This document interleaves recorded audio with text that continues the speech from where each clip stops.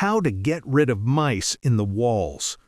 Hear that scratching in your wall right now? That's not harmless. You could already have a nest of mice hiding inside, multiplying while you sleep. But don't panic. In the next few minutes, I'll show you exactly how to get rid of them, fast, safely, and for good.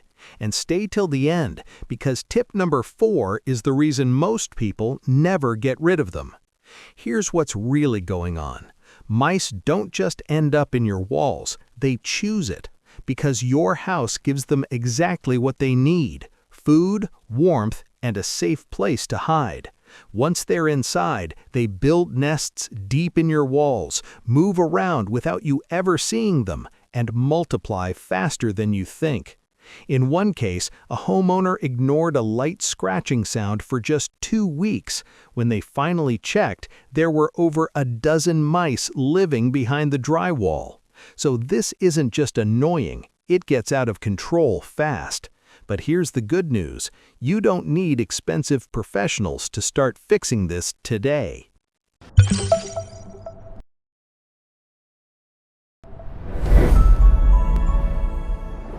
Welcome to The Guardian's Choice. This video will tell you how to using traps and preventing mice in the wall. Follow all the steps in this video for the best results, and don't forget to subscribe to get all the household tips and tricks you don't want to miss. Method 1. How to using traps. Number 1. Look for mice droppings to tell you're dealing with mice. The best way to figure out what's in your walls is to take a look inside dark, quiet areas like pantries, cabinets, and closets. Try to find mouse droppings or mouse poop, which are little oval pellets, and there's usually a lot of them in one spot. Once you find those droppings, you'll know you're dealing with mice running around in your walls. Mouse droppings are usually around 1/4 inches in 0.64 centimeters long with pointed ends. Rat droppings are usually around 3/4 inches in 1.9 centimeters long with blunt ends. Controlling mice and rats in the walls is pretty much the same, but rat traps are usually bigger to accommodate their larger bodies. Number 2. Set up traps near where the mice live. Although mice might live in your walls primarily, they almost always take a trip out into your home for food at night. Try to find the area where the mice exit the wall. Usually, there will be a small hole near the floor. Then, set up your trap of choice near the hole so the mice have to encounter it when they leave. There are a couple of different types of traps to choose from, including 2-door cage traps. This non-lethal trap lures the mice in with food, like peanut butter, and then shuts a door behind them. Once you catch a mouse, you'll need to take the trap and release the live mouse into the wild, far away from your home, so they don't run back inside. Snap traps. The classic mouse trap, it kills mice by snapping down on top of them. Bucket traps. These involve filling a bucket full of water and baiting the middle with food, usually by filling up a metal can with food, then hanging it on a metal rod to balance on the bucket ledge. When the mice go after it, they'll drown in the bucket.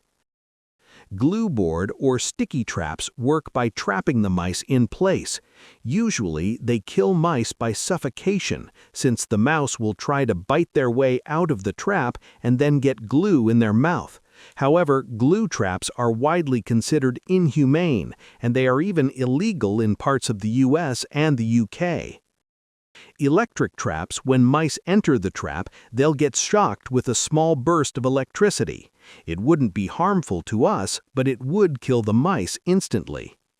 Poison traps and deterrent sprays are sometimes recommended in mouse control, but they aren't as effective as other traps, and they won't get rid of an entire mouse infestation.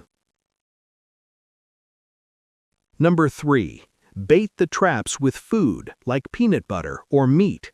Crunchy peanut butter, freshly fried bacon, fruit, nut meats, or gumdrops are popular choices that might tempt a mouse.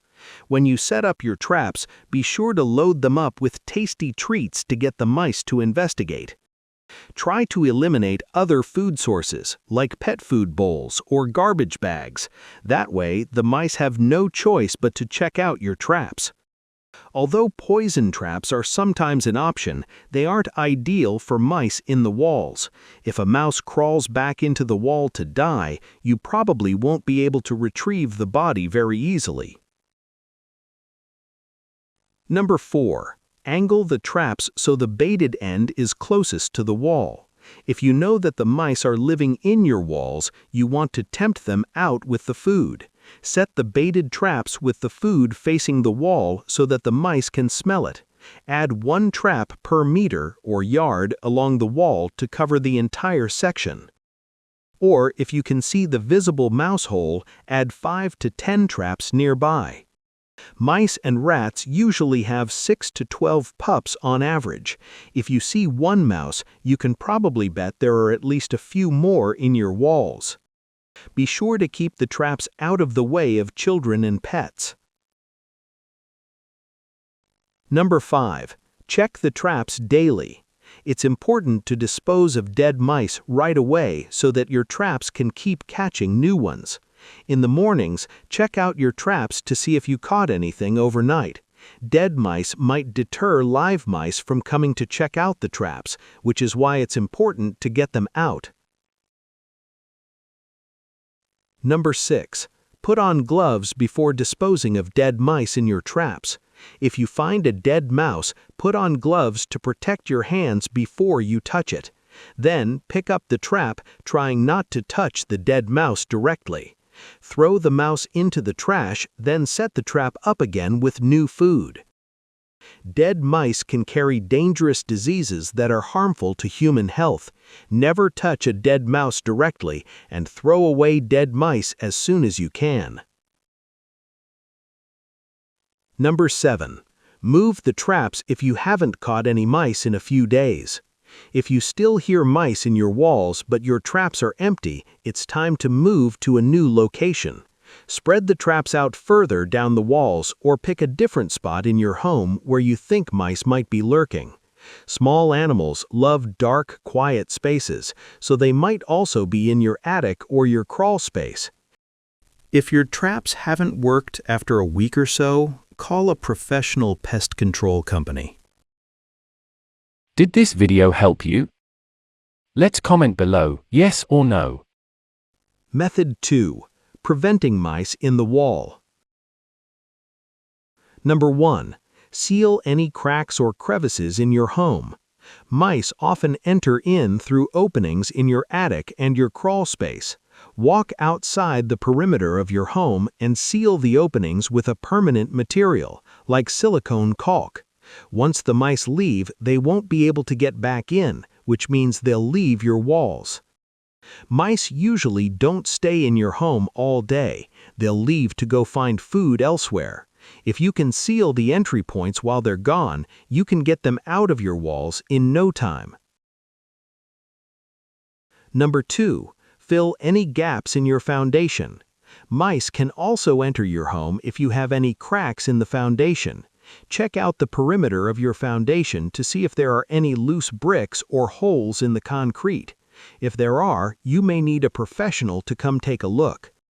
Mice are very tiny and can fit into super small openings. Even the tiniest crack could be letting mice into your home. Number 3. Stuff steel wool around pipes. If you're caulking or plastering in pipes, grab some steel wool and fill in any gaps before moving on. Then you can caulk and plaster knowing that the mice can't chew through the wool. Even if you're not putting in new pipes, you can add steel wool to existing pipes if they have gaps before caulking. Check on your utility lines too, like sewer, water, and gas. These lines usually create small openings that are easy for rodents to enter through. Number 4. Cover vents with mesh screening. Dryer vents, attic vents, and soffits are the perfect entry points for mice. Install mesh or wire screening to any vents in your home to prevent rodents from getting in. Be sure to check on the screens about once a year to make sure the mice haven't chewed through them.